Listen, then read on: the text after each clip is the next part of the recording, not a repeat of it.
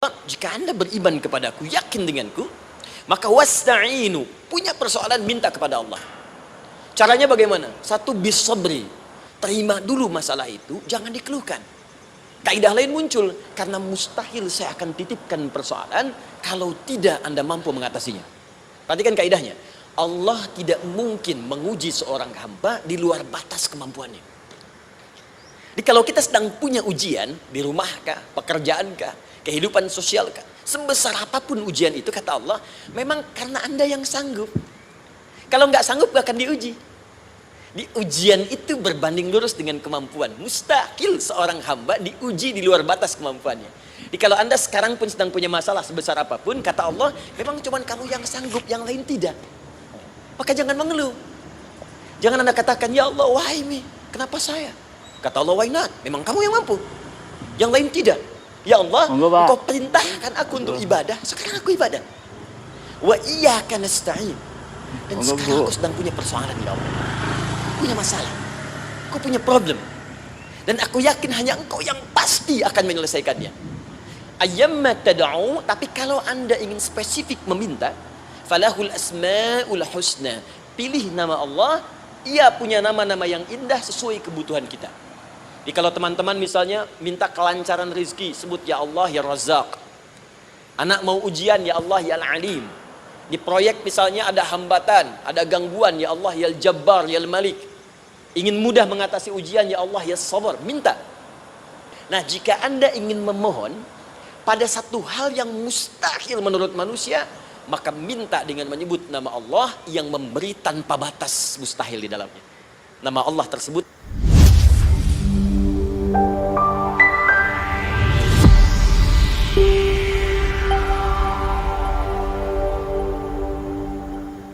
Alhamdulillah, kita baru saja menunaikan salat zuhur berjamaah. Semoga salat kita diterima oleh Allah Subhanahu wa taala. Ada dua hal yang paling penting tentang salat ini yang ditekankan dalam Al-Qur'an. Pertama, kenapa salat begitu penting ditunaikan? Monggo, Pak. Karena ia akan menjadi pembeda antara Khalik dengan makhluk.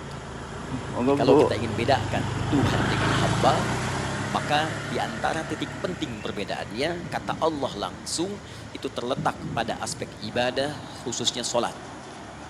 Karena itu ketika Nabi Musa alaihi salam berkenan kemudian langsung diperintahkan oleh Allah, sehingga disebut dengan kalimullah, yang diajak bicara dan diperkenalkan tentang esensi ketuhanan Allah, maka disebutkan perintah langsung oleh Allah untuk menyembahnya dalam bentuk sholat. Al-Quran surah ke-20 Taha ayat ke-14. Kata Allah, innani anallahu la ilaha illa ana fa'budni wa aqimis salata li dzikri. Ya Musa, tidak ada Tuhan, kata Allah, selain saya. Ya, maka jika engkau telah tahu saya Tuhan, bedanya Tuhan dengan makhluk, fa'budni, maka kewajiban engkau sebagai makhluk menyembah saya. Bagaimana caranya ya Allah, kata Musa? Kata Allah, wa aqimis salata, rahmatullah, wa aqimis salata lidzikri. Maka cara menyembahku itu adalah dengan solat. Karena itu semua nabi dan rasul, bahkan sebelum Nabi Muhammad SAW, diperintahkan oleh Allah untuk mengajak umatnya seluruhnya untuk solat. Ya, Nabi Isa alaihissalam solat. Kita buka Quran surah 19 Maryam ayat 31 sampai 33. Nabi Ismail alaihissalam, ya, kakeknya Nabi ke-29, solat. Bahkan meminta keluarganya solat. Quran surah ke-19 ayat 55. Wa kana ya'muru ahlahu bis salat. Nabi Zakaria, saudaranya Imran, solat. Quran surah ketiga, ya, ayat ke-38 sampai dengan 39. Ayat 39-nya tegas mengatakan, fanadathu malaika wa huwa qa'imun yusalli fil mihrab. Jadi kalau kita urutkan dari Nabi Muhammad SAW sampai Nabi Adam alaihissalam, semua menunaikan salat kepada Allah Subhanahu wa taala.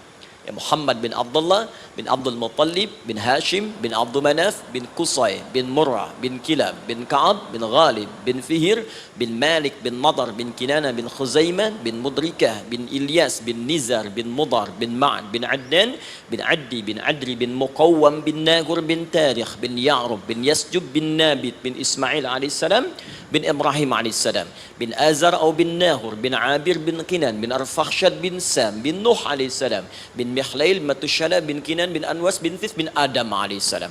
Dari Nabi Muhammad SAW sampai Nabi Adam semua salat. Coba ulangi. Nanti dalil singkatnya dari Quran surah keempat ayat 163 paling kiri sebelah atas di mushaf. Inna auhayna ilaika kama auhayna ila Nuh wan nabiyyin min ba'di. Muhammad, apa yang kami telah wahyukan kepadamu sudah pernah pula kami sampaikan kepada Nuh alaihissalam dan nabi-nabi setelahnya. Kenapa tidak disebutkan Adam sebelumnya? Karena Adam itu nabi bukan rasul. Nabi diberikan risalah untuk pribadi dan kalangan dekatnya. Rasul diberikan risalah tugas untuk mengajak umat.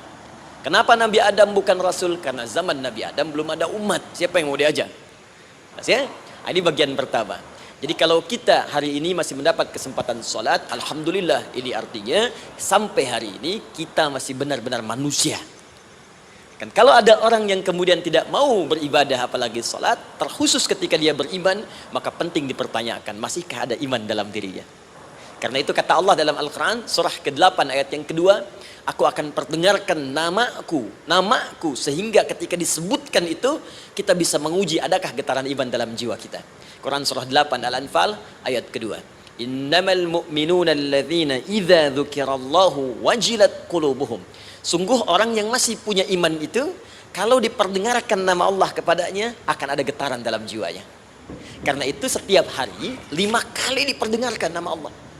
Untuk menguji di jiwa kita masih ada iman tidak? Bahkan dari bangun tidur, bayangkan waktunya dibagi sempurna persis. Dari mulai subuh baru bangun, menjelang ke siang, mau berakhir siang ke sore, sore pindah ke maghrib, hilang kemudian muncul gelap malam. 5 kali persis dibagi waktu. Diperdengarkan untuk menguji, kira-kira setelah subuh siang masih ada nggak iman? Sore masih ada nggak? Ya Allahu Akbar, Allahu Akbar. Karena itu kalau iman masih ada melekat di jiwa kita, demi Allah saya katakan, begitu kita mendengar suara azan, pasti hati kita akan mengatakan Allahu Akbar, Allahu Akbar. Wih, sudah azannya. Pernah begitu? Ya, walaupun mungkin setelah selesai la ilaha illallah baru azan, belum qomat. Ya, itu normal, nggak apa-apa. Yang penting iman masih ada. Nah, ini menunjukkan ada getaran dalam jiwa. Satu itu. Yang kedua, ini yang jarang dimanfaatkan teman-teman. Jadi seringkali sholat dimaknai pada ibadah formal bagian pertama saja. Adapun yang keduanya, ini yang jarang digali. Padahal sekali saja dalam sehari, itu 5 kali Allah menunggu kita. Ternyata sholat itu satu-satunya wasilah ibadah yang disebutkan dalam Al-Quran untuk langsung memohonkan semua kebutuhan yang kita rasakan. Bahkan sebelum kita diminta sholat, itu kalimat pertamanya bukan ibadahnya. Kata Allah, kau punya masalah apa? Sedang butuh apa? Sedang punya problem apa? Buka Quran surah kedua Al-Baqarah ayat ke-45 sampai 46. Paling kanan pertengahan di usap. Wasta'inu bis-sabri was-salah. Perhatikan kalimatnya, indah sekali. Ya Allah menempatkan sholatnya bagian kedua. Kata Allah, wasta'inu, hai hambaku, jika kalian punya persoalan dalam kehidupan, maka perhatikan kalimatnya baik-baik. Wasta'inu, mintakan solusinya kepadaku. Jadi kalau sedang punya masalah, bukan bikin status, gak akan selesai. Sedang eksplorasi minyak, gak keluar-keluar, bikin status. Duh, susah sekali yang ngebornya. Gak akan selesai. Jalan macet, bikin status. Jakarta macet, ya gak akan selesai. Ya. Apa yang harus dilakukan? Kata Allah, jika anda beriman kepadaku, yakin denganku, maka wasta'inu, punya persoalan minta kepada Allah. Caranya bagaimana? Satu, bis-sabri, terima dulu masalah itu, jangan dikeluhkan. Kaidah lain muncul, karena mustahil saya akan titipkan persoalan kalau tidak anda mampu mengatasinya. Kaidah Quran surah kedua ayat 286, kita hafal ayatnya. La yukallifullahu nafsan illa usaha. Perhatikan kaidahnya. Allah tidak mungkin menguji seorang hamba di luar batas kemampuannya. Jadi kalau kita sedang punya ujian di rumah kah, pekerjaan kah, kehidupan sosial kah, sebesar apapun ujian itu, kata Allah, memang karena anda yang sanggup. Kalau nggak sanggup gak akan diuji.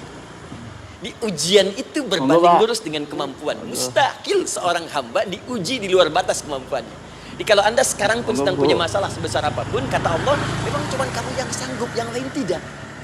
Maka jangan mengeluh. Jangan Anda katakan, ya Allah, why me? Kenapa saya? Kata Allah, why not? Memang kamu yang mampu. Yang lain tidak. Nah, ketika Anda bisa menerima itu dengan sabar, baru datang kalimat kedua. Wassalah. Kemudian datang tunaikan salat dan mintakan solusi kepadaku lewat salat. Ya, sedikit ya. Lihat sini. Saya berikan sedikit uraian Al-Quran. Saya boleh menulis sini? Boleh ya? Ibu, maaf, agak jauh. Ibu kelihatan ini? Oh, belum saya tulis, bagaimana bisa kelihatan? Luar biasa. Cuma di Pertamina belum ditulis udah kelihatan. Maaf, lihat sini. Wasta'inu. Baik, ya. Saya ingin sedikit sekali. Ini redaksi Quran itu indah sekali diksinya. Wasta'inu. Lihat sini. Kata Allah, jika Anda punya persoalan dalam hidup, maka mintakan solusi. Terima dulu masalahnya dengan sabar, karena kita dipercaya oleh Allah. Gini cara memahaminya, Allah aja percaya dengan kita, masa kita nggak percaya diri? Allah yakin dengan kita mampu, masa kita nggak yakin? Terima dengan sabar, kemudian wassalah, mintakan solusinya lewat salat. Kata perintahnya dibuka dengan kalimat wasta'inu. Kalau kita ingin rubah kata perintah ini, fi'il amr, ingin dirubah ke dalam bentuk permohonan, minta, maka rubah kalimatnya menjadi nasta'in. Lihat, nasta'in. Baik. Wasta'inu, kata Allah, kalian punya persoalan, ayo minta solusi padaku. Terus kita pengen minta, ya Allah, kami ingin minta. Maka dalam bahasa Arab, kalau kita ingin merubah kalimat ini ke dalam bentuk permintaan, kita katakan nasta'in. Saya tanya pada Anda, pernah nggak dalam sholat kita mengucapkan kalimat nasta'in? Ada? Masih ingat? Baik, apa kalimatnya? Iyyaka na'budu wa iyyaka nasta'in. Perhatikan, iyyaka na'budu wa iyyaka nasta'in. Iyyaka na'budu, iyyaka, ya Allah, Engkau perintahkan aku untuk ibadah. Maka sekarang aku ibadah, sholat, hanya kepadamu saja. Kan kata Allah, kamu sholat. Terus kita katakan, iyyaka na'budu. Sekarang kami sholat, ya Allah. Nama lain sholat itu ibadah. Kalau kita ibadah, na'budu. Dari mana tahunya nama lain salat ibadah? Quran surah ke-20 ayat ke-14. Fa'budni wa aqimis salata li dzikri. Ibadah kepadaku caranya salat. Maka saat salat kita katakan iyyaka na'budu. Ya Allah, Engkau perintahkan aku untuk ibadah, sekarang aku ibadah. Monggo, Pak. Wa iyyaka nasta'in. Dan sekarang aku sedang punya persoalan, ya Allah. Punya masalah. Monggo, Bu. Aku punya problem. Dan aku yakin hanya Engkau yang pasti akan menyelesaikannya. Ketika Anda mengatakan iyyaka nasta'in, perhatikan hadis kunsinya. Hadisnya kunsi. Ya. Al-Imam Al-Bukhari meriwayatkan, Imam Muslim meriwayatkan, An-Nasa'i meriwayatkan dari sahabat Abu Hurairah radhiyallahu taala anhu. Ada lagi yang dari sahabatnya Anas bin Malik. Perhatikan kalimatnya. Idza qala al-'abdu iyyaka na'budu wa iyyaka nasta'in, jika hambaku dalam salatnya benar membacanya, benar dari awal salatnya sampai dengan kalimat iyyaka na'budu wa iyyaka nasta'in, ya Allah, sekarang aku ibadah kepadamu dan sekarang aku punya persoalan. Aku mohonkan solusinya darimu. Kata Allah, hadza baini wa baina 'abdi. Ini perjanjian antara aku dengan hambaku. Wali 'abdi. Hadisnya kunci. Wali 'abdi. Kalau hambaku benar salatnya sampai kalimat ini, masa'alah. Apapun yang dia minta sekarang, aku akan kabulkan. Aku akan kabulkan. Pertanyaan saya, berapa di antara kita yang sholat sampai detik ini ribuan kali ruku dan sujud yang memanfaatkan momentum ini untuk memohon? Siapa di antara kita yang ketika sholat memohon kepada Allah solusi? Jangan-jangan selama ini sholat itu hanya menjadi formalitas saja. Takbir, ruku, sujud, salam, selesai. Takbir, ruku, sujud, salam, selesai. Padahal Allah sudah menunggu hambaku, kamu tuh punya masalah apa? Makanya setiap waktu dibagi 5 supaya hidup kita ringan. Subuh ke zuhur punya masalah, zuhur salat. Begitu kita mohon, tuntas masalah itu. Zuhur ke asar punya persoalan, asar salat. Dijawab oleh Allah, tuntas persoalan itu. Karena itu semua nabi dan rasul, bahkan orang soleh, ketika punya persoalan dalam hidupnya, even itu hanya menulis karya ilmiah, maka mereka akan memulai dengan salat dan minta kepada Allah Subhanahu wa taala. Teman-teman kenal Nabi Zakaria? Bagus. Baik, di sana belum tulis, sudah kelihatan. Sini kenal Nabi Zakaria, alhamdulillah. Tapi nggak apa-apa. Saya ke Sukabumi, Pak. Ada yang kenal Fir'aun? Kenal Firaun, kenal, bagus. Baik, suka bumi hubun dunia, suka itu hubun bumi itu dunia. Baik. Teman-teman, Nabi Zakaria itu diuji oleh Allah. Maaf, belum punya keturunan. Dan semua nabi punya ujian. Jadi jangankan kita, nabi aja yang jelas surganya punya ujian. Ya, Anda pernah sakit, Nabi Ayub sakitnya lebih parah dari kita. Ya, Anda di keluarga belum ada keturunan, Nabi Zakaria pernah lebih daripada kita. Sampai rambutnya memutih, fisiknya sudah letih, dan menurut medis, maaf sekali, istrinya divonis tidak mungkin punya keturunan, monofus dan mandul, mustahil. Secara klinis gak mungkin, secara medis tidak mungkin. Maka Allah tunjukkan satu isyarat yang sangat luar biasa. Jika Anda mendapati situasi makhluk mengatakan ini mustahil dan sudah angkat tangan, ini tanda pertama dari Allah, langsung tinggalkan pendapat manusia, langsung memohon kepada Allah. Maka turunlah beritanya di Quran surah ketiga Ali Imran ayat 38 sampai 39. Paling kanan sebelah atas di mushaf. Sekarang perhatikan kalimatnya, saya mau sambungkan dengan Al-Fatihah tadi. Hunalika da'a Zakaria rabbah. Di mihrabnya Nabi Zakaria salat bermohon kepada Allah. Qala rabbi habli min ladunka dzurriyyatan thayyibah. Kemudian ia berdoa, Rabbi habli, ya Allah yang maha memberi tanpa batas. Ini adab pertama, kalau teman-teman mau berdoa, sebut nama Allah sesuai dengan hajat kebutuhan kita. Itu yang disebut dengan al-asma'ul husna. Di asma'ul husna itu bukan nama-nama indah yang sekedar dihafal, bukan. Tapi nama yang diberikan oleh Allah sesuai dengan kebutuhan hidup kita. Dalilnya Quran surah ke-17 ayat 110. Ya, paling kanan sebelah atas di mushaf, ke pertengahan. Ya, kata Allah, Qulid Allah. Jika Anda punya persoalan, sebut nama Allah. Allah Awir Rahman atau Ar-Rahman. Ayyamma tad'u, tapi kalau Anda ingin spesifik meminta, falahul asmaul husna. Pilih nama Allah, ia punya nama-nama yang indah sesuai kebutuhan kita. Jadi kalau teman-teman misalnya minta kelancaran rezeki, sebut ya Allah ya Razzaq. Anak mau ujian, ya Allah ya Al-Alim. Di proyek misalnya ada hambatan, ada gangguan, ya Allah ya Al-Jabbar ya Al-Malik. Ingin mudah mengatasi ujian, ya Allah ya Sabar. Minta. Ya, jangan semuanya disebutkan, nanti jadi beban. Ya Allahumma ya Rahman ya Al-Malik ya Al-Quddus ya Sabar, gitu kan. Yang tadinya nggak punya masalah jadi punya masalah, gitu kan. Pilih salah satu.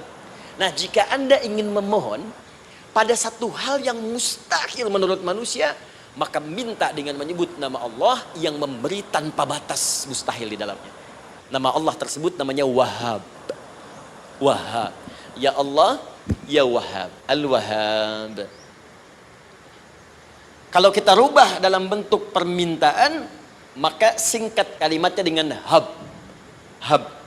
Untuk sendiri habli, untuk banyakkan hablana. Rabbana hablana min azwajina wa dzurriyyatina qurrata a'yun. Nabi Zakaria minta karena sendiri yang mengalami situasi itu, maka beliau katakan, Rabbi habli, ya Allah habli min ladunka, ya Allah yang tak punya batas dalam pemberian. Mereka mengatakan aku tak akan punya keturunan. Mereka mengatakan mustahil aku punya anak. Dan aku yakin kau memberi batas tanpa memberikan pemberian tanpa batas. Aku mohon darimu saja. Darimu saja. Dzurriyyatan thayyibah, keturunan-keturunan terbaik. Innaka sami'ud du'a. Engkau pasti mendengar doa saya. Kalau pada yang maha memohon saja, maha mendengar saja tidak mengabulkan, lantas kepada siapa lagi aku mesti minta? Tapi poinnya bukan itu. Poinnya adalah ini disampaikan oleh Nabi Zakaria dalam keadaan sedang sholat. Mesti berdiri dalam sholatnya. Dalam bahasa Arab berdiri disebut dengan qaimun. Qaim. Berdiri. Sedang sholat disebut dengan yusolli. Perhatikan ayat 39-nya. Fanadatul malaikatu wa huwa qaimun yusolli fil mihrab. Maka seketika ketika doanya selesai dipanjatkan, sholatnya belum selesai. Doanya selesai dipanjatkan, seketika datang malaikat menyampaikan, kamu dapat kabar gembira, Anda akan punya anak, bahkan namanya langsung diberikan oleh Allah, Yahya, artinya hidup. Yang mustahil menurut manusia, lahir dari rahim seorang perempuan yang divonis monopus dan mandul, kata Allah, bagiku yang gak ada yang mustahil. Jadi dan hidup dia. Kapan itu terjadi? Masih sholat dan belum selesai dalam sholatnya, dalam keadaan berdiri. Sekarang saya tanya Anda, kita membaca iyyaka na'budu wa iyyaka nasta'in dalam keadaan ruku atau sujud? Sujud. Berdiri. Berdiri teman-teman. Betul kan? Dalam keadaan berdiri saat baca Al-Fatihah. Iyyaka na'budu wa saat kita mengatakan wa iyyaka nasta'in, Allah balik bertanya, apa yang kamu butuhkan? Nabi Zakaria itu sholat dulu, baru minta. Kita umat Nabi Muhammad karena keutamaan nabinya, sebelum sholat dah ditunggu. Butuh apa? Mau minta apa? Karena itu, saya ingin katakan, ayo manfaatkan momentum sholat ini. Jangan sekedar kita kemudian tunaikan formalitas, tapi kita tidak mendapatkan keuntungannya. Ayo, semuanya, dari mulai takbir sudah ada doa, ruku ada doa, bahkan sujud kita bisa perbanyak dalam bahasa hati kita untuk memohon kepada Allah Subhanahu wa taala. Jelas sampai di sini? Baik, mudah-mudahan insyaallah doa kita dikabulkan oleh Allah Subhanahu wa taala. Ini baru mukaddimah, kita belum mulai, ini pengantar. Tema kita hari ini tentang Al-Qur'an, dan mudah-mudahan kita diberikan insyaallah kelancaran untuk bahasan kita, dan topik ini insyaallah akan memberikan banyak manfaat dari apa yang kita kerjakan dalam keseharian kita. Saya mohon izin untuk melambatkan bacaan karena tadi hanya mengantarkan saja. Teman-teman, kenapa mesti Al-Quran? Apa esensi Al-Quran? Dan kenapa Al-Quran diwahyukan pada Nabi Muhammad SAW? Apakah khusus untuk sekedar dibaca? Atau ada satu nilai yang sangat penting yang justru itu mengandung nilai mukjizat yang paling dalam dari Al-Quran? Yuk kita mulai dengan Al-Quran surah kedua Al-Baqarah ayat ke-38, paling kanan sebelah atas, disambungkan dengan Quran surah kedua ayat 185, paling kiri pertengahan di mushaf. Quran surah kedua ayat 38 dengan Quran surah kedua ayat 185. Saya mulai dari kisah Nabi Adam, saya pelan-pelan. Nabi Adam saat diciptakan oleh Allah, kemudian diberikan informasi bahwa beliau akan bertugas di bumi, beraktivitas di bumi. Disampaikan di Quran surah kedua ayat 30, paling kiri sebelah atas. Wa idh qala rabbuka lil malaikati inni ja'ilun fil ardi khalifah. Kata Allah, dan pelajari, ingat ketika kami menyampaikan pada para malaikat, kami akan menugaskan satu makhluk, manusia namanya Adam, di bumi tugasnya, untuk menjalani hidup di bumi. Nah, secara singkat, setelah Nabi Adam turun ke bumi di awal masa bersama Sayyidah Hawa, ya alaihi wassalam, maka ternyata bersamaan dengan turunnya Adam dan Hawa ke bumi itu, mereka berdua dibekali petunjuk. Yang dengan petunjuk itu, ini yang dahsyat.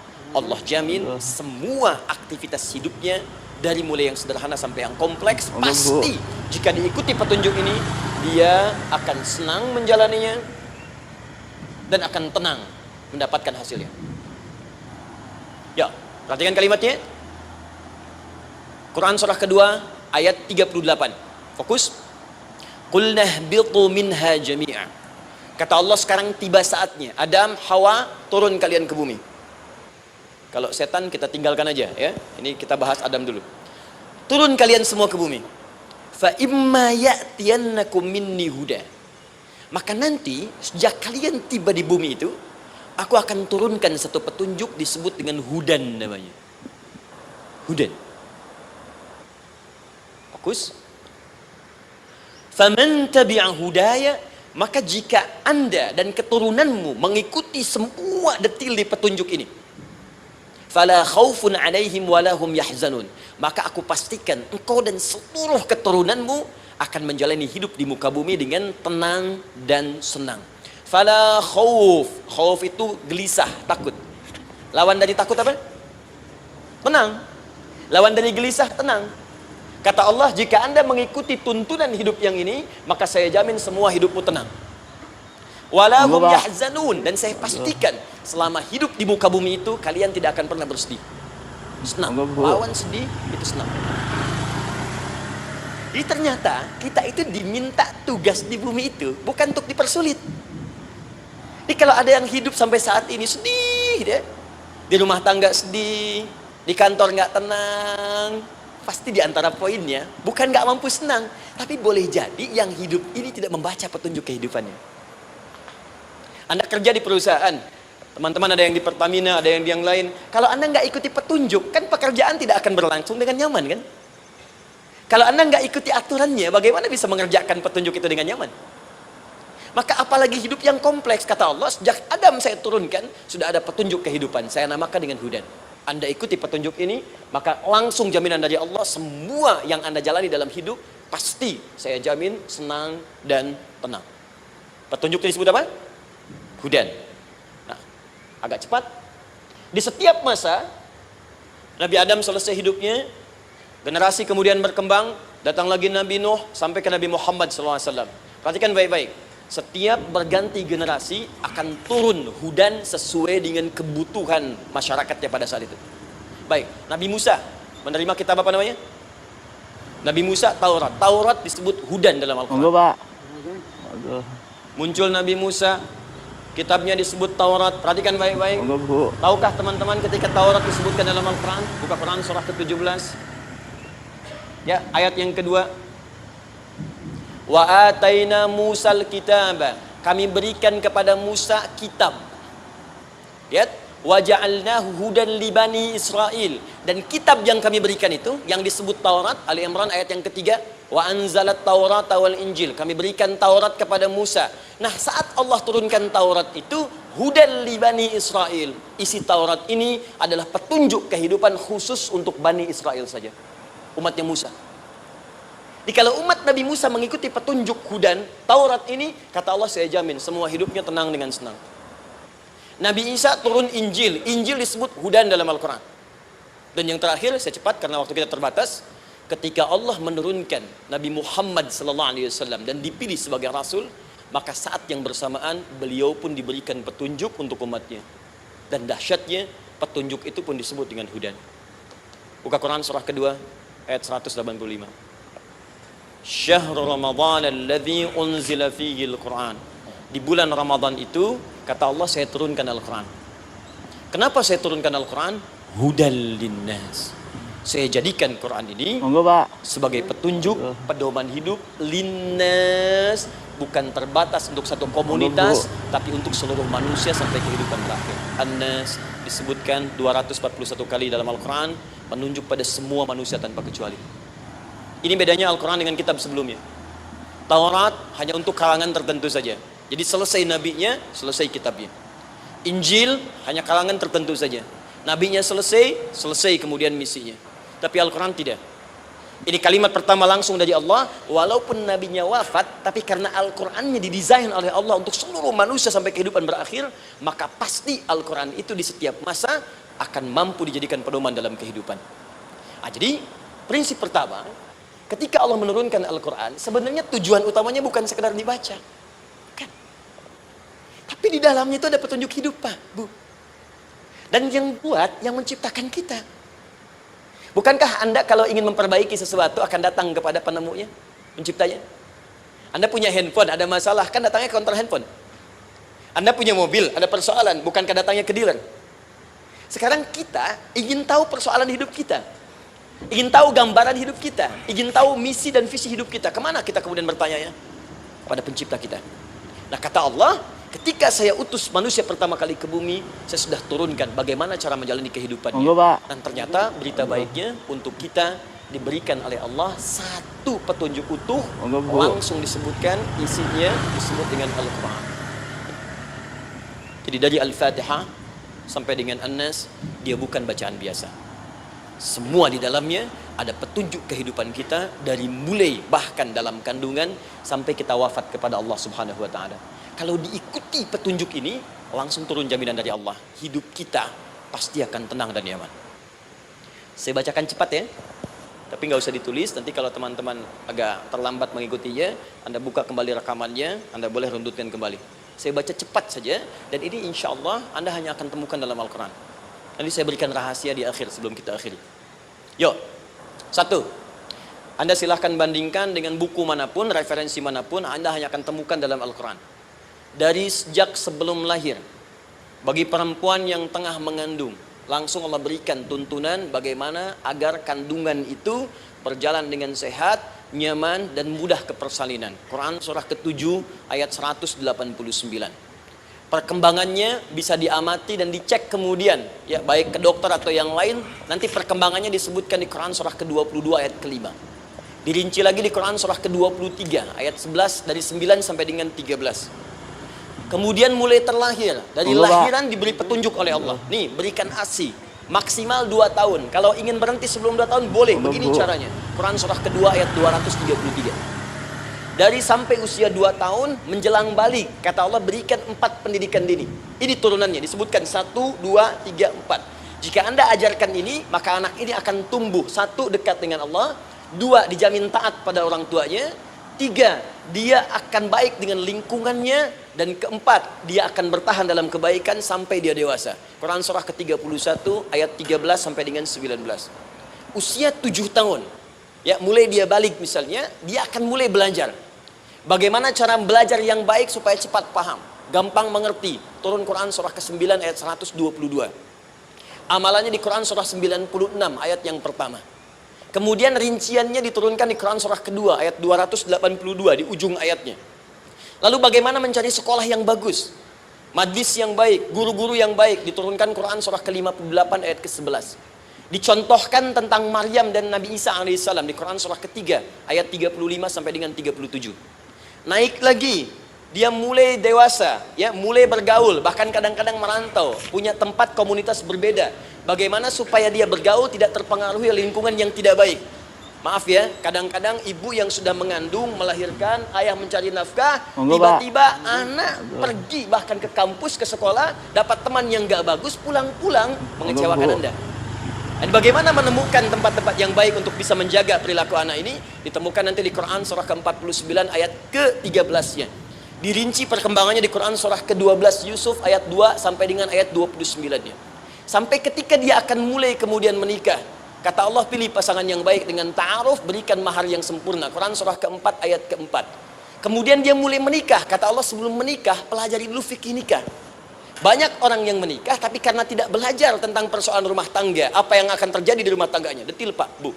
Kata Allah, ini, kalau kamu berbuat begini, akan ada miskomunikasi. Kalau ada miskomunikasi, persoalannya akan begini. Solusinya begini.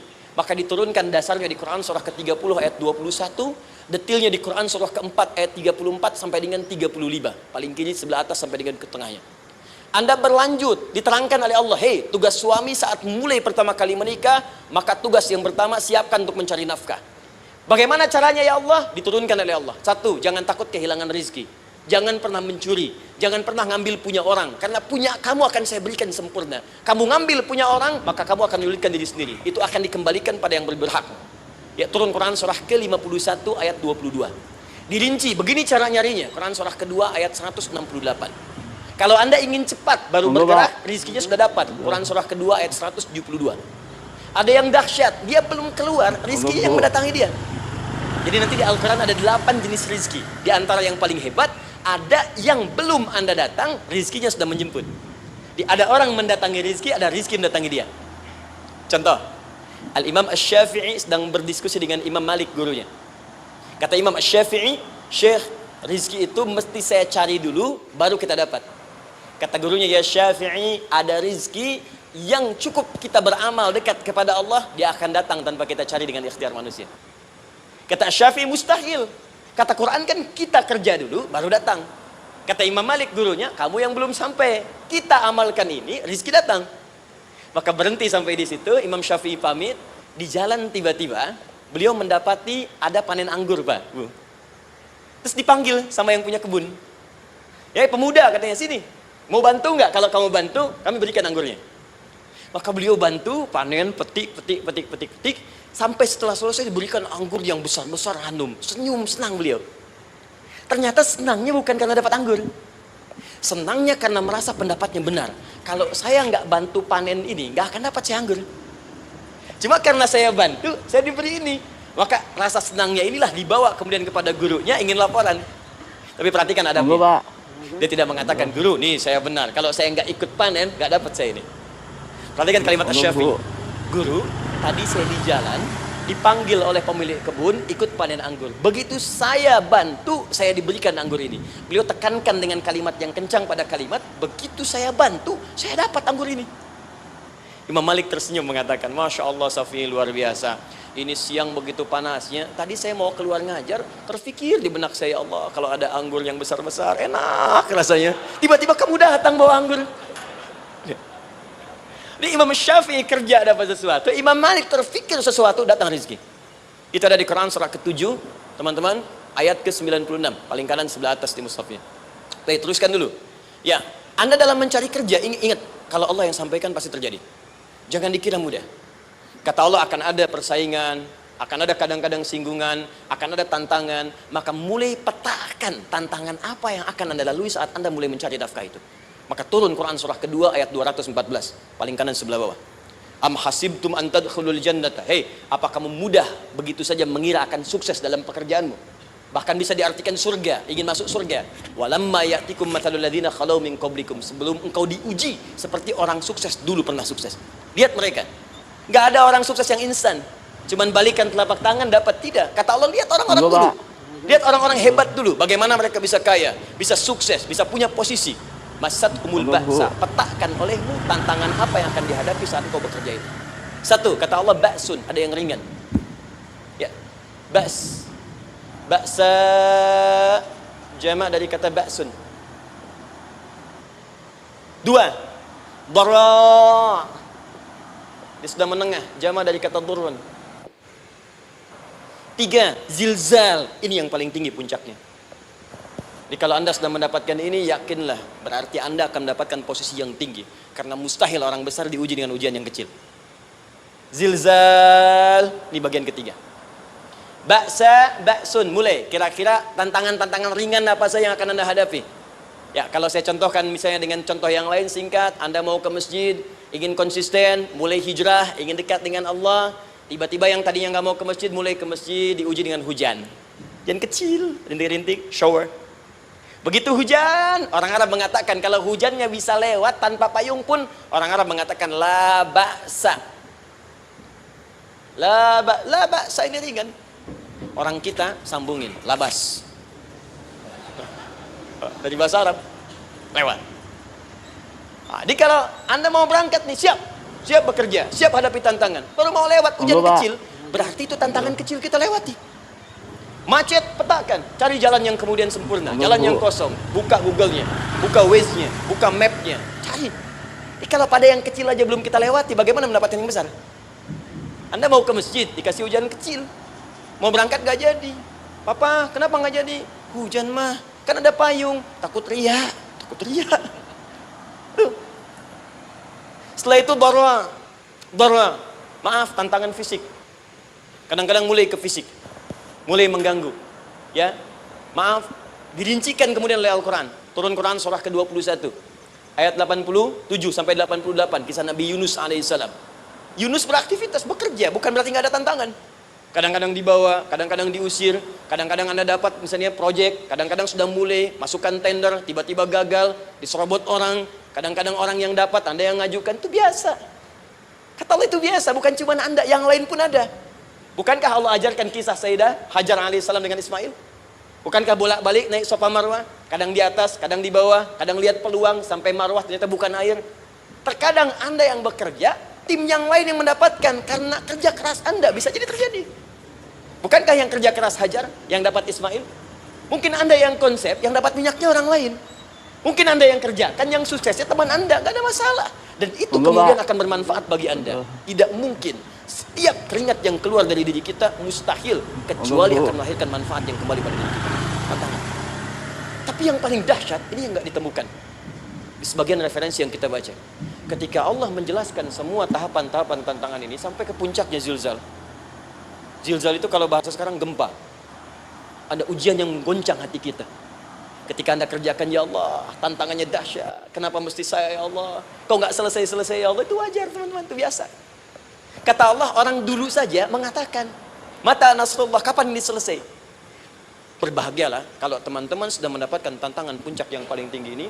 Ini artinya Allah sedang mempersiapkan Anda menjadi orang besar di kemudian hari. Dan cara mengatasinya diturunkan Quran surah ketiga ayat 142, paling kiri sebelah atas. Perhatikan dahsyatnya. Yang pertama diterangkan tantangannya, yang kedua dijelaskan cara mengatasinya. Saya mau berhenti sampai di titik ini, nanti saya terangkan cara berinteraksi dengan Al-Quran. Ya, perhatikan baik-baik. Kata Allah, jika kelak engkau sudah bisa memetakan tantangan ini, maka siapkan solusi untuk mengatasinya. Ayatnya dibuka dengan kalimat yang sama persis.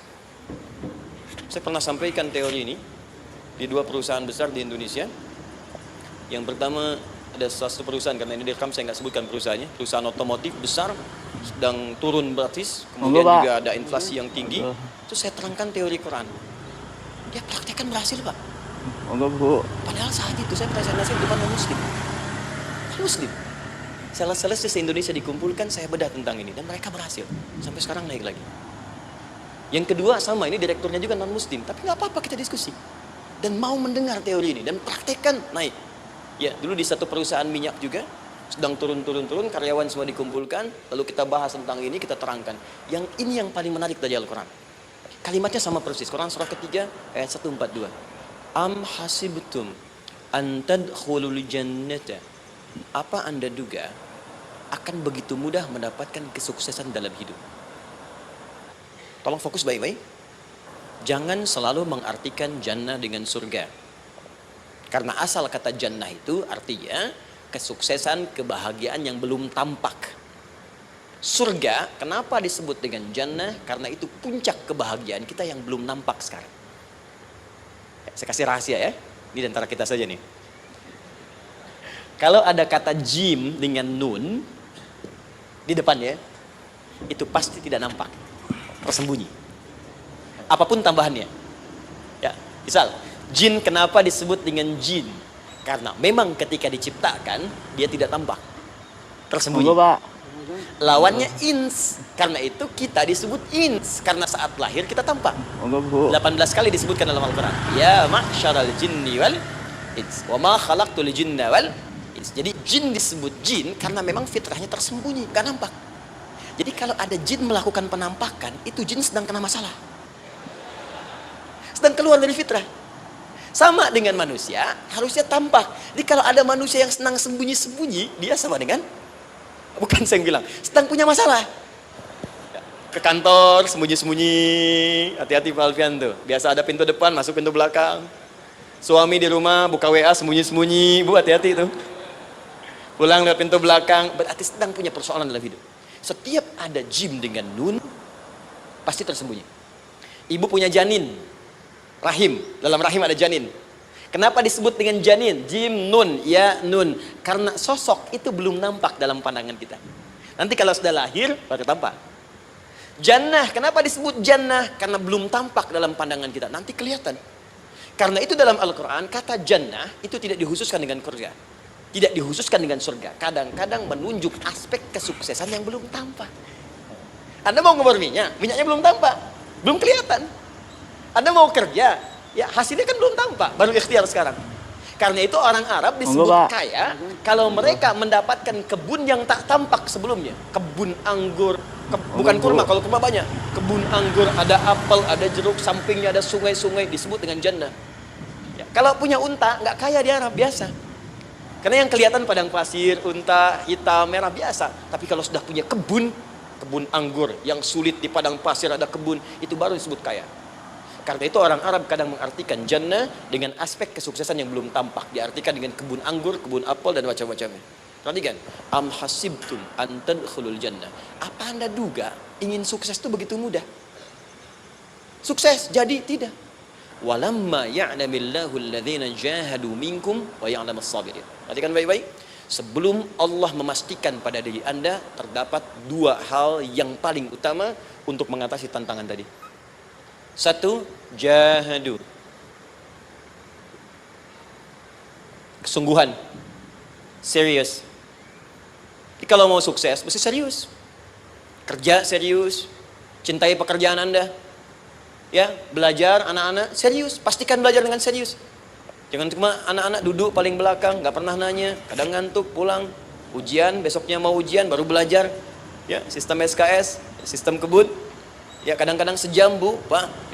Saya pernah ada orang di luar ngadu waktu di Libya, Ustaz gimana ini orang Indonesia? Kenapa? Saya belajar 3 bulan, besok mau ujian. Teman antum orang Indonesia pinjam catatan saya baru semalam, dia dapat 8, saya 7,5. Saya bilang, Anda belum tahu sistem SKS itu. Baik ya. Tapi itu bukan solusi. Begitu ujian selesai, ilmu lupa. Itu poinnya. Jadi kalau hanya sekedar ilmu dipakai untuk ujian, pada prakteknya nggak akan terpakai. Ini banyak anak sekolah sekarang hanya belajar untuk ujian saja. Padahal kalau dipraktekkan, kadang kaitan dengan agama tinggi, Bu, Pak. Fisika itu dengan agama itu tinggi. Gaya F1 sama dengan F2, gaya gerak sama dengan gaya dorong. Gaya sedikit, maka keluarnya sedikit. Pukul kencang, bunyinya kencang. Imannya kalau kuat, amalan jadi banyak. Iman sedikit, amal pun sedikit. F berbanding lurus dengan P, hukum Pascal. Gaya berbanding lurus dengan tekanan. Masuk bab akhlak. Makin banyak gaya, makin banyak tertekan. Nah itulah. Gaji 5 juta, gaya 10 juta, kan? Ini serius. Serius. Di divisi apapun Anda, saya sepekan lalu lah takziah ke tempatnya Yang Habibie, terus diminta tausiah di sana. Dan saya perhatikan beliau termasuk yang paling serius ketika diberikan tugas apapun. Gak pernah diberikan amanah kecuali mencintai pekerjaan itu. Yang Habibie demikian. Ciri orang sukses itu serius. Tapi keseriusan itu, kata Allah petakan jadi 3 bagian lagi. Karena jahadu itu punya 3 turunan kata. 1, keseriusan merencanakan, disebut ijtihad. Punya rencana. Mappingnya apa? Stepnya apa? Oke, Anda ingin kerjakan sebuah proyek, baik, proyeknya berlangsung berapa lama? Target kita apa? Jangka panjangnya, menengahnya, jangka pendeknya. Kemudian apa tantangan yang akan dihadapi di setiap tahapan-tahapannya? Selesaikan. Bahkan saking pentingnya tahap perencanaan ini ditunjukkan oleh Allah langsung lewat sholat. Teman-teman masih ingat sholat pertama yang kita kerjakan setiap hari, sholat apa namanya? Subuh. Apa artinya subuh? Tuh, ini masalahnya. Ini kata Al-Quran sendiri ya, kata Al-Quran sendiri. Nanti akan ditemukan orang yang ibadah tidak paham apa yang dikerjakan dan dilakukan dalam ibadahnya. Contoh sholat. Kata Allah akan ada orang sholat yang saat sholat tidak mengerti apa yang ia baca dan dia lakukan dalam sholatnya. Jujur tanyakan pada diri kita. Sampai detik ini, dari sekian ribuan kali ruku dan sujud, berapa persen bacaan sholat yang kita pahami? Jangan-jangan kita ruku tapi nggak ngerti yang dibaca. Sujud tak paham yang diungkapkan. Bagaimana bisa khusyuk? Mustahil. Nah, kembali ke sini. Kenapa sholat pertama itu disebut dengan subuh? Teman-teman, ternyata semua nama sholat dari subuh sampai isya, plus bacaan dan gerakan dari takbir sampai salam, itu bukan sekedar gerakan semata. Semua ada artinya, ada maknanya. Dan diajarkan oleh Nabi langsung. Subuh disebut dengan subuh. Ada 2 kata. 1 fajar, Quran surah ke-17 ayat 78.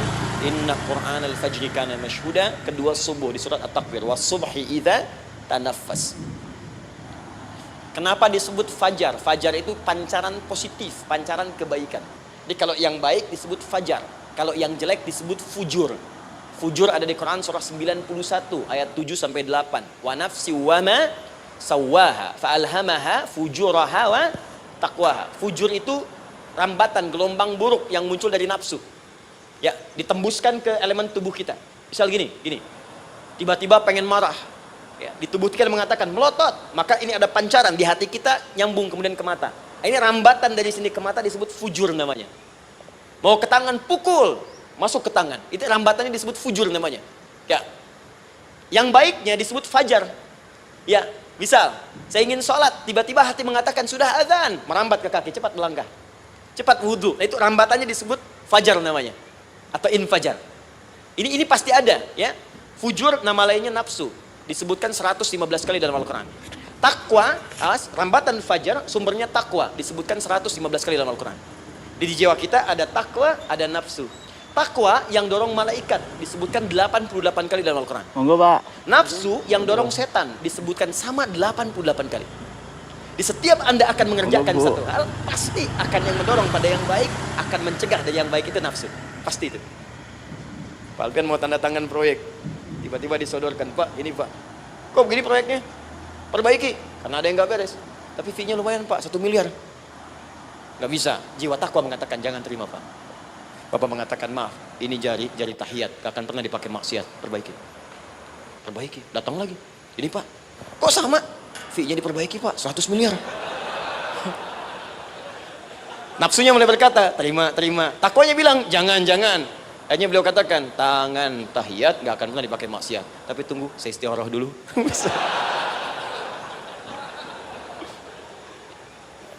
Nah, waktunya, ini salatnya disebut fajar. Kenapa disebut fajar? Karena saat kita tidur, terus dengar suara azan, Allahu Akbar, maka memancar dari iman kita, rambatan untuk merespon suara itu. Bangun kita untuk menunaikan salat.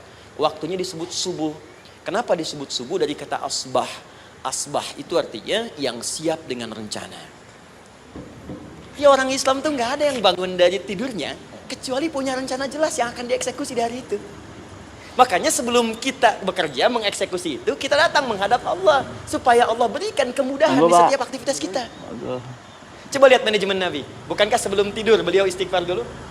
Dirinci pekerjaannya, dicatat yang akan dikerjakan besok, istighfar 70 kali, 100 kali, sehingga dengan istighfar saat tidurnya tenang. Coba kita biasakan. Ada yang baca Quran, ada yang istighfar. Kalau nggak percaya silahkan cek. Begitu Anda lakukan, tidurnya enak. Besoknya rencana itu sudah siap. Makanya ketika bangun, siap jam 7 mau kemana, jam 8 ada di mana, jam 12 kerjakan apa. Sebelum mengerjakan itu, datang kepada Allah, sujud, ya Allah, saya punya rencana ini tolong mudahkan. Begitu caranya. Itu yang disebut dengan subuh. Nah, sekarang kembalikan, peta hidup kita mau seperti apa ke depan? Ijtihad. Yang kedua, kalau sudah jelas konsepnya, visinya sudah ada, maka jihad. Yang kedua, jihad. Jihad itu eksekusinya, aksinya, actionnya, perjuangan fisiknya. Rencananya apa? Tahajud malam nanti. Bismillah. Jam berapa? 2:30. Baik, yuk kita mulai rencanakan. Eksekusi rencananya. Bagaimana cara kita bangun 2:30? Pasang alarm. Jam berapa alarm dipasang? 3 kali. Pertama 1:30, kedua 2 kurang 1/4, ketiga jam 2 lewat 1/4. Baik. Alarm pertama untuk mematikan alarm kedua. Alarm kedua matikan alarm ketiga. Ketiga siap-siap. Baik. Siap bangun. Jihad. Awas, ini penting ya. Jihad itu jangan dipersempit maknanya kepada situasi peperangan saja, tidak. Banyak jihad itu luas sekali medannya. Karena jihad itu perjuangan fisik. Dan maaf sekali. Dalam konteks perang pun bukan menyerang orang, tapi membela diri saat diserang. Di Islam itu bukan agama ekspansi. Cek di sejarah, nggak ada Islam menyerang. Yang ada itu membela diri saat diserang. Atau saat orang lain dizalimi dan kita diminta untuk terlibat, kita membantu. Ini bukan dalam konteks sekarang yang banyak dibincangkan, tembak orang, bom orang, nyerang orang, bukan. Itu waktu kejadian bom Tamrin itu pertama, saya di Lampung posisinya. Itu begitu meledak, duar. Pertanyaan pertama Pak di Majelis Taklim, Ustaz, apakah bom di Jalan Tamrin termasuk jihad fisabilillah? Saya bilang, Pak, sependek pengetahuan saya, jihad fisabilillah itu jihad di jalan Allah, bukan di Jalan Tamrin. Kaidahnya beda. Nah, misal mencari nafkah itu jihad. Cari nafkah jihad. Quran surah keempat ayat 34, paling kiri sebelah atas. Tugas pertama ketika menikah kata Allah, ar-rijalu qawwamuna 'alan nisa. Setiap lelaki itu diminta oleh Allah untuk mengatur bagian rumah tangganya. Jadi pemimpin di rumah tangganya. Ya bima faddalallahu ba'dahum 'ala ba'din, karena diberikan kemampuan untuk memimpin. Di pemimpin itu ada di suami. Dan ciri khas pemimpin, Bu, biasanya ciri khas pemimpin apa, Bu? Bukan tegas, bukan. Ciri khas pemimpin itu tidak mau dipimpin. Makanya kalau ada sesuatu, masukkan lewat usulan, jangan beri saran. Kalau saran susah, itu pemimpin. Baik, tapi yang paling luar biasa kata Allah. Perhatikan kalimatnya indah sekali. Wa bima anfaqu min amwalihim. Saya berikan tugas untuk mencari nafkah. Ketika seorang lelaki bertugas mencari nafkah, ingat ya, konteks apapun, kalau perempuan nanti bekerja bukan nafkah poinnya. Bisa hobi, ya, bisa aktivitas, tapi nafkah kalau sudah menikah itu ada pada suami. Perempuan tidak. Kalaupun tidak dilarang perempuan bekerja, tidak. Sayyidah Aisyah mengajar, ada yang para sahabiah jadi perawat, ya, ada yang pengajar. Banyak dulu sahabat Nabi yang perempuan mengajar. Ya, kan ada pelajaran-pelajaran khusus perempuan. Ya, ada bagian perawat, ada dokter. Ini kan yang ngandung perempuan, masa yang periksa laki-laki? Ya, ada bagian perempuan tertentu, itu silahkan bekerja boleh. Tapi nafkah laki-laki. Begitu lelaki meniatkan pekerjaannya karena Allah untuk mencari nafkah, itu setiap langkahnya jihad fisabilillah. Wafat, syahid. Maaf ya, apakah selama Anda bekerja sudah diniatkan ibadah? Jangan-jangan cuma kerja aja. Kalau cuma kerja, apa bedanya Anda dengan yang belum beriman? Anda wafat juga. Kerja di gedung yang sama, berangkat menemukan kemacetan yang sama. Apa bedanya iman kita dengan yang lain? Satu, kita pasti wafat, pasti pulang. Dan kita nggak bisa pilih, ya nggak bisa pilih. Antum bisa duluan, saya belakangan mungkin. Atau ditukar, saya belakangan, Anda duluan mungkin. Atau memang saya bisa duluan, ya, duluan menyolati Anda. Oke, paham ya? Jadi ibu di rumah jihad, Bu. Ada anak, perawat, mengandung itu sudah jihad. Jadi kalau wafat dalam proses saya melahirkan atau sedang mengandung itu syahid. Itu jelas nggak ada perbedaan pendapat. Anak-anak yang sekolah niatkan ibadah, Bu, Pak. Mohon maaf ya, mesti ada bedanya. Iman kita di rumah, mesti itu terpancar kepada anak-anak. Ajarkan mereka sekolah yang baik. Pilih sekolah yang mengajarkan sholat, mengajarkan baca Quran. Sekarang banyak kok. Fisikanya bagus, Qurannya bagus, kimianya bagus, sholatnya juga bagus. Cari. Kalau bisa dunianya bagus, akhirat bagus, kenapa hanya pilih dunia saja? Siapkan. Itu jihad. Terakhir, tidak mudah mengeksekusi ini. Pasti ada tantangan yang ketiga. Namanya mujahadah. Mujahadah. Tantangan mengatasi gejolak jiwa. Kadang-kadang malas, capek, ya belum eksekusi dilakukan, sudah berdebat pada yang tidak penting, sehingga tidak menghasilkan kesimpulan, ragu-ragu, khawatir, maka atasi semua itu. Turun Quran surah kedua ayat 216. Kutiba alaikumul qitalu wa huwa kurhul lakum. Kalau engkau sedang tidak nyaman, maka perangi ketidaknyamanan itu jika engkau ingin mendapatkan kesuksesan yang telah engkau cita-citakan.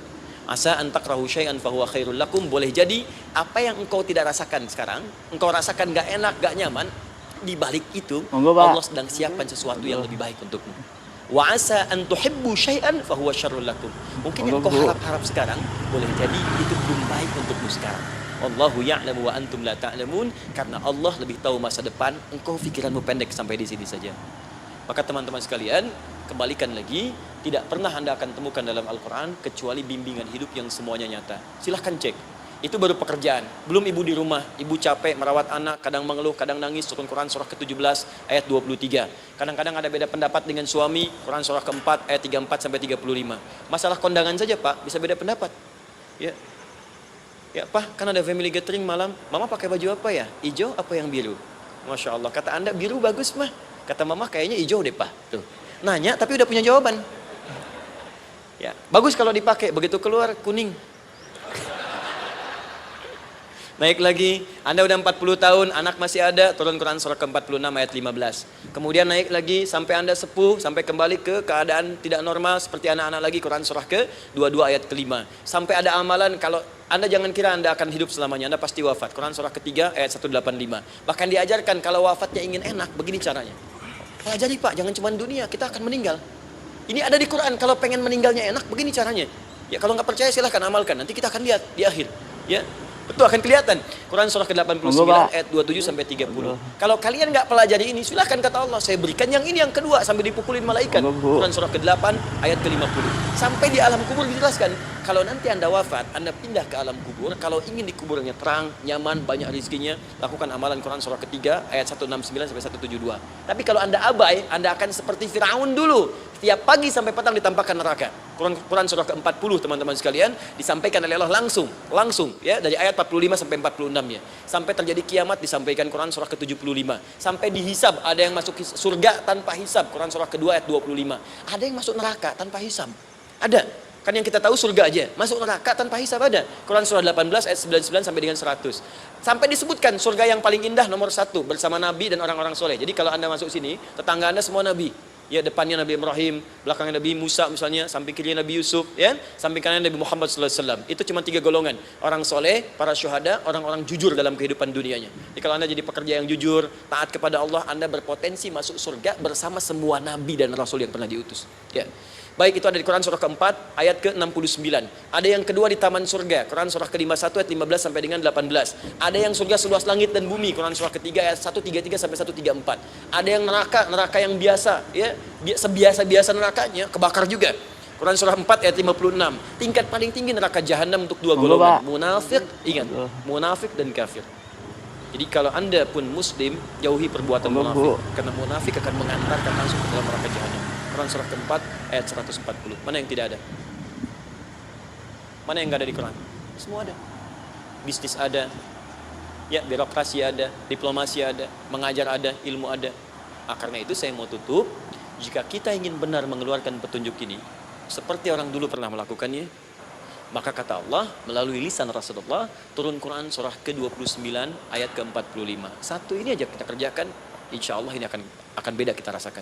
Utslu ma uhya ilaika minal kitab. Jika kalian kemudian hidup di muka bumi, maka keluarkanlah bimbingan dari Al-Quran sesuai dengan kebutuhan kita secara tematik. Utslu itu dari kata tilawah. Tilawah itu baca, pahami, amalkan. Karena itu setiap kita baca Al-Quran, di sampingnya pasti ada yang menerjemahkan supaya kita paham. Betul kan? Ketika ada yang baca Al-Quran, di sampingnya ada siapa? Ya, sari tilawah kan? Baik, sari tilawah itu bahasa Indonesia. Ya, sari, sebetulnya tilawah saja. Tapi mungkin saat yang menerjemahkan dulu pertama di Indonesia namanya Bu Sari. Karena itu disebut sari tilawah. Ya, kalau Adi mungkin Adi tilawah gitu kan.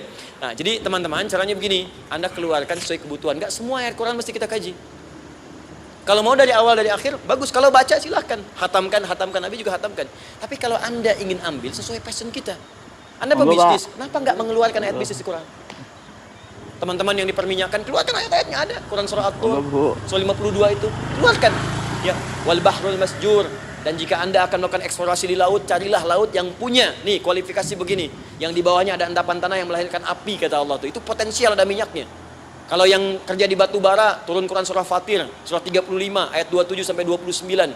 Ini jenisnya. Ada yang kelihatan dari jauh, ada yang harus digali, ada yang kelihatan dari jauhnya kelihatan hijau, ada kelihatan menghitam. Disebutkan langsung. Ada. Kenapa nggak Anda turunkan dalam bentuk-bentuk tematik yang itu bagian kita? Ada yang pokok, ada yang spesifik. Yang pokok tentang sholat, karena semua orang sholat. Tentang ayah, Anda jadi ayah berapa tahun? Kenapa nggak dikeluarkan di Quran ayat-ayat tentang ayah? Kenapa nggak dikeluarkan di Quran ayat-ayat tentang ibu? Jangan jauh-jauh dulu bicaranya. Tentang belajar. Nah, nanti eksekusinya, kalau mau cepat, buka kitabnya Al-Imam Al-Bukhari. Ada kitab hadis, saya akhiri, yang dikarang oleh Al-Imam Al-Bukhari dan sangat populer. Apa nama kitabnya? Kalau hafal saya kasih hadiah. Apa kitab Imam Al-Bukhari yang populer? Ya.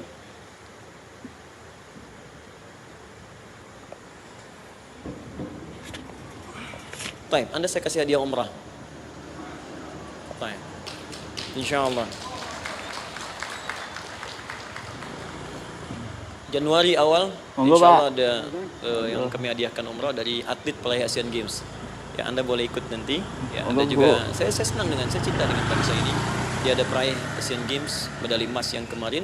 Itu akan kita berangkatkan umrah semua peraih medali emasnya nanti gelombang pertamanya bulan Januari ya 2020 nanti sekitar 3 bulan lagi insyaallah Anda nanti akan mengikuti. Ada juga nanti dari kalangan Polri, ada TNI juga yang akan ikut dan saya sertakan. Baik. Al-Jami As-Sahih Al-Musnad Al-Mukhtasar min umuri Rasulillah sallallahu alaihi wasallam wa sunanihi wa ayyami. Itu namanya. Ayo ulangi. Disingkat Sahih Al-Bukhari. Kenapa saya bacakan lengkap? Bukan karena singkatannya, tapi banyak orang sekarang baca buku, baca kitab, hanya langsung ke isinya. Padahal setiap ulama ketika menuliskan judul kitabnya, itu pasti ada petunjuk di dalamnya. Kata Imam Al-Bukhari, Al-Jami As-Sahih, kitab ini saya buat sebagai petunjuk umum miniatur kehidupan Nabi yang bisa kita ambil hikmahnya sekarang. Jadi kalau kita pengen tahu bimbingan Nabi di masa lalu, supaya kita terapkan sekarang, buka kitab saya ini. Semuanya mustad bersambung kepada Nabi. Sahih saya pastikan, saya teliti satu-satu. Al-Mukhtasar, saya persingkat gak bertele-tele. Nah ini poinnya. Min umuri Rasulullah SAW wa sunani wa ayyamihi. Ini semua pekerjaan Nabi selama 24 jam. Secara singkat saya tutup dibagi 97 pembahasan. Setiap 97 pembahasan, satu babnya itu berisi bimbingan hadis-hadis Nabi. Di situ ada bab tentang bisnis, kitabut tijarah. Bab tentang ilmu, kitabul ilmi. Bab bahkan tentang sakit. Kalau pengen cepat sembuh apa? Kitabul marid. Bab tentang pemerintahan, kitabul imarah. Bab tentang penguatan iman, supaya naik gak turun-turun, kitabul iman. Anda tinggal pilih profesi apa, cari Sahih Al-Bukhari, harganya murah. Maaf, dibandingkan pulsa Anda pun masih murah kitab Al-Bukhari. Ya, beli 4 jilid cuma 350.000 yang bahasa Arab saja. Ya, kalau mau terjemahan, cari terjemahannya. Ya, dapatkan itu, keluarkan babnya sesuai profesi kita. Itu ketika dibuka kitab ini, yang pertama muncul ayat Quran dulu. Ini ayatnya, ini hadisnya. Ini ayatnya, ini hadisnya. Teman-teman gak usah baca semuanya, keluarkan passion Anda apa, di situ belajar. Sebulan saya belajar ini, besok saya pindah lagi. Sebulan topik ini, besok ke topik yang lain lagi. Saya kira insya Allah, kalau itu kita terapkan dengan baik, maka Al-Quran akan hidup dalam seluruh aktivitas kita, dan mudah-mudahan keberkahan akan diturunkan oleh Allah Subhanahu wa Ta'ala. Terima kasih telah menyimak video ini hingga akhir. Semoga setiap kata yang kita dengarkan hari ini dapat menjadi penguat hati di saat kita sedang lelah menghadapi kehidupan. Dalam setiap ujian yang kita rasakan, percayalah bahwa Allah tidak pernah meninggalkan hambanya. Bahkan, di balik setiap kesulitan, Allah sedang menyiapkan sesuatu yang jauh lebih baik. Bersabarlah, karena tidak ada kesedihan yang abadi, dan tidak ada doa yang sia-sia. Mari kita terus berusaha, memperbaiki diri, dan mendekatkan diri kepada Allah dengan penuh keyakinan dan keikhlasan.